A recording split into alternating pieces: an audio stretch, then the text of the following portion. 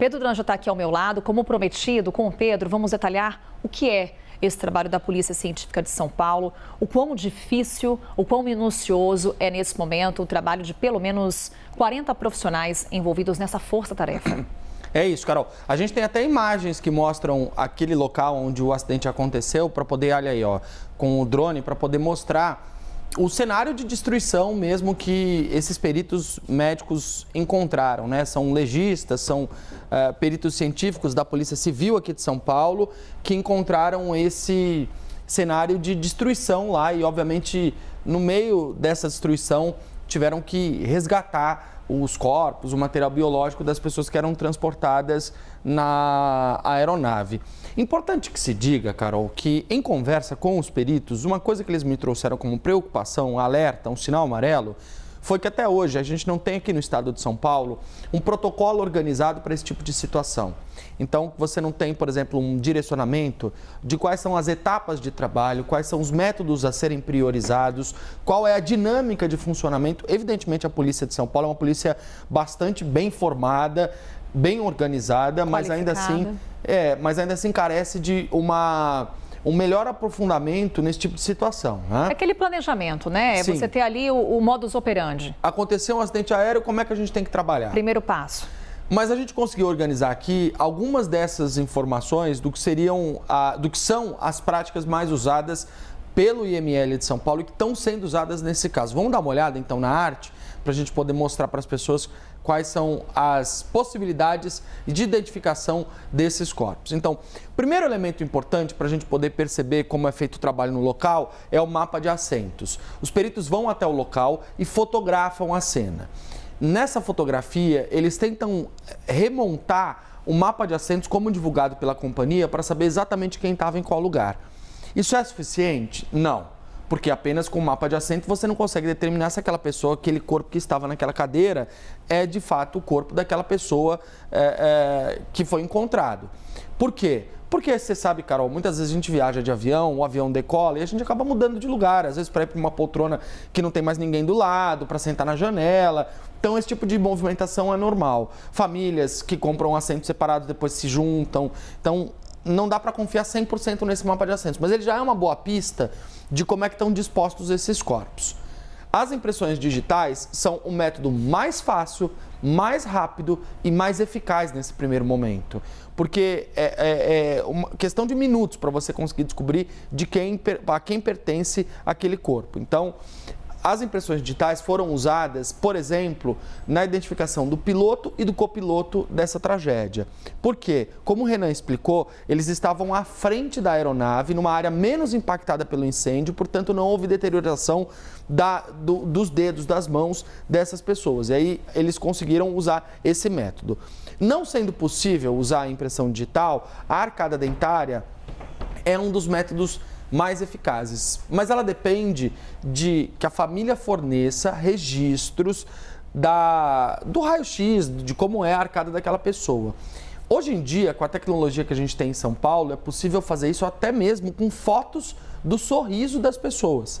Então, se eventualmente tem uma foto daquela pessoa sorrindo, aquilo pode ser base para que o IML consiga fazer a identificação por arcada dentária. O exame de DNA, quando não é possível usar a arcada dentária ou quando não há documentos que comprovem como é a arcada dentária daquela pessoa, é uma alternativa. A gente está indo aqui praticamente numa escala, né, Pedro? Numa escala, exatamente. Você tem impressão digital, caso não consiga arcada dentária, Isso. Caso não consiga, você parte para o exame de DNA. Exatamente, essa é a ideia. Como eu disse, como não há um protocolo, não é tão preto no branco. Sim. Então, mas a linha de raciocínio é essa. O que de praxe acontece é isso. O exame de DNA, como é que ele é feito? Em geral, como você tem situações de incêndio, o DNA é coletado da medula das pessoas. Então, é uma forma de garantir que ele vai estar preservado, porque dentro do osso você não tem tanto impacto quanto você tem na pele, por exemplo, numa situação de incêndio. Só que em muitos casos não é possível fazer isso. Por exemplo, quando você tem vítimas crianças, porque a medula não está totalmente formada ainda, há uma dificuldade, então eventualmente, ele pode não ser um método eficiente, eficaz para esse tipo de situação. Mas as próteses e implantes podem ajudar também. As próteses e implantes distribuídas pelo corpo da pessoa, elas podem ser na boca, podem ser no joelho, no fêmur, é muito comum, no quadril, né? E essas próteses, elas têm um número de série. A partir desse número de série da prótese ou do implante, é possível você identificar quem é a pessoa que teve instalada aquela prótese no seu corpo e aí, consequentemente, ser identificada. Agora, é importante lembrar, Carol, que no meio dessa tragédia, a gente tem também um olhar muito importante para a polícia científica como um todo no Brasil, que de todas as polícias é a que tem um lobby mais fraco, é a que tem menos recursos, é a que tem mais dificuldade em conseguir conquistar espaços e ferramentas para o seu trabalho, porque só é lembrada nesse tipo de situação. Diferentemente da Polícia Militar ou da Polícia Civil, isso não é só em São Paulo, isso é em todos os estados brasileiros, a Polícia Científica acaba sendo o patinho feio quando você fala de administração de segurança pública. E ela é importantíssima para a elucidação, para a investigação e para casos como esse. Conversando com sindicalistas, com peritos, a gente conseguiu fazer um panorama também de como evoluiu o trabalho do que era, por exemplo, as cenas dos acidentes da Gol e da TAM de 2006, 2007 para hoje.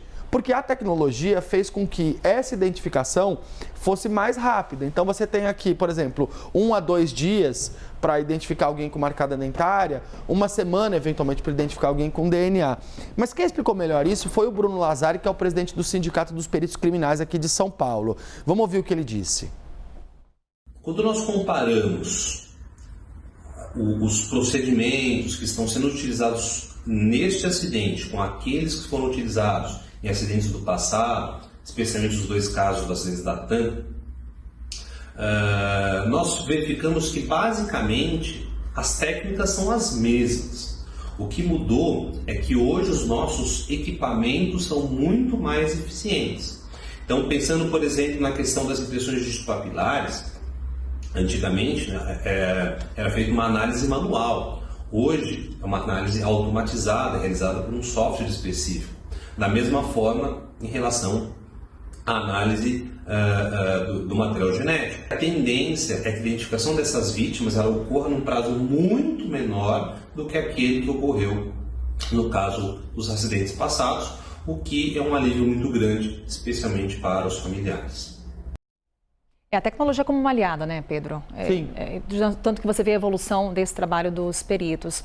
Um ponto também de destaque, Pedro, é a delicadeza desse trabalho. Qualquer material genético localizado no local de uma tragédia, esse material tem que ser preservado. Tanto que ontem, a partir da localização de restos mortais, aquele trabalho de recolhimento dos pertences das vítimas, também de destroços da aeronave, esse trabalho foi interrompido, sendo retomado hoje. É um trabalho super sensível, né, Carol? E precisa de muita atenção para garantir que ele seja eficiente. Eu me lembro quando cobri, por exemplo, a tragédia de Brumadinho, onde você teve o derramamento de lama por toda aquela cidade, a dificuldade do Corpo de Bombeiros de atuar justamente por isso, porque você tinha, depois de dias ali, restos mortais em meio à lama e um cuidado muito grande para você preservar esses restos mortais, porque muitas vezes eles podem ser a única possibilidade física de uma despedida que aquela família vai ter daquele ente. E, inclusive, para poder comprovar judicialmente, oficialmente, que aquela pessoa partiu. Então, é importantíssimo o trabalho da perícia, é importantíssimo o trabalho dos bombeiros e é por isso que a gente vai continuar acompanhando aqui também. Combinado, Pedro. Obrigada. Valeu, Carol.